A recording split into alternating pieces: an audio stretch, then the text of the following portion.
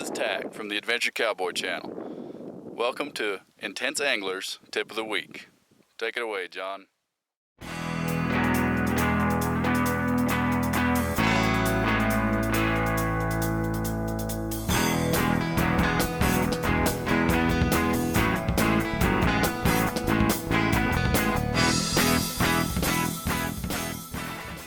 Hey there guys, John here of course, and I am out here in some absolutely stunning Idaho backcountry. I mean, it is gorgeous out here. Doing a little bit of a backpacking trip up here in the snow, and in fact quite a bit of snow in places. We're busting through waist deep. But while I'm out here, I wanted to do an impromptu kind of in the field tip of the week for you guys this week. Just kind of a short one, it's a simple one. And it does revolve around this white stuff as a water source. A lot of us will melt the snow while we're out here as our primary supply of water, since most of the other water is frozen or may not be readily accessible.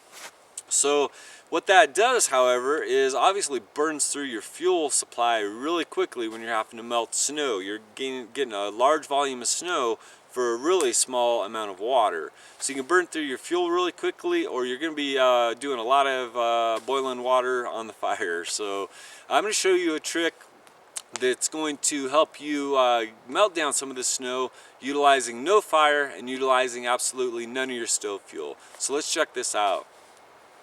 Okay guys, now this is really simple. All we need to be able to do this is we're obviously going to need a little bit of snow and some sunshine, and then a black garden variety garbage sack, and as well as some type of insulation, and we can actually get to that. We can use pine boughs, a jacket, even your sleeping pad, something like that, and you'll see why here as we go along. So let's do this really quick. Like I said, it's really simple. What you're going to want to do is dig yourself out a little bit of a pit here in the snow.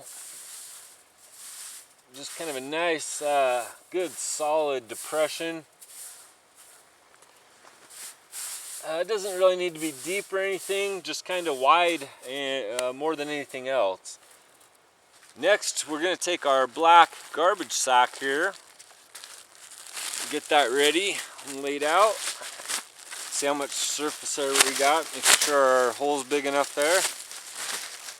And it looks like we're going to be plenty good to go there.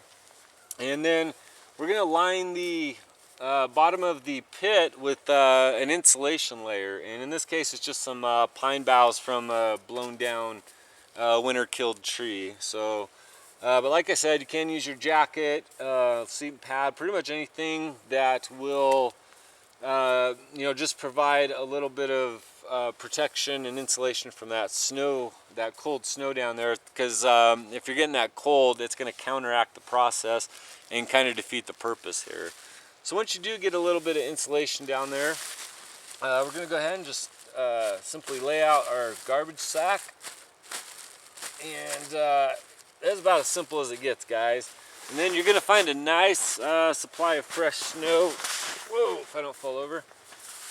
And just start piling your snow on there. Now, I generally will start with just a little bit of that stuff.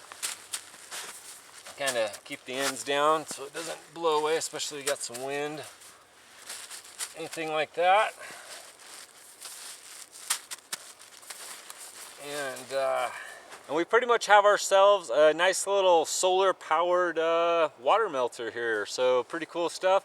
In fact, I can already see some of the droplets of snow already melting on this black bag here. So we're going to let this sit for a few and come back and check on it, see if we've got some water. Alright, so this has been sitting here for a little while now. In fact, I've came over a couple times and added a couple of handfuls of snow to it just to increase the volume of water in here. And we probably have a good 28 to 32 ounces of water in here just in the short amount of time that this has been sitting here. So definitely an effective method. Under the proper circumstances. Of course, you do need direct sunlight for this to work, as well as temperatures that are not too harsh. You know, but around the freezing mark to obviously above the freezing mark. And the higher the temperature and the more sun, obviously the more effective and faster this is going to work. but it is an excellent process, as you can see, for getting fresh water without having to run through your fuel supply in the process. All right, well there you go guys, just a really simple little tip this week on how to help melt snow water in the right conditions. Nothing really fancy about this one, but like I said, I just wanted to share it with you since I was out here in the conditions and enjoying a backpacking trip on my own.